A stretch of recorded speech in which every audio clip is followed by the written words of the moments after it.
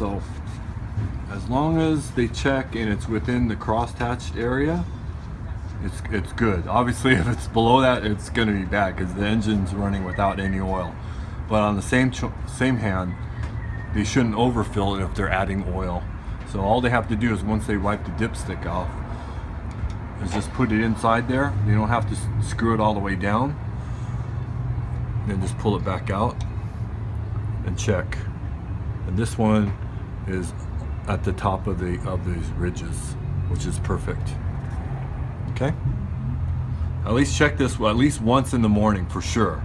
And maybe, you know, they could check it after they take their lunch break and go to the next one, but they definitely need to be checking this and make sure they're not running the machine with no oil.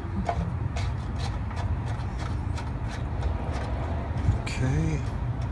That's kind of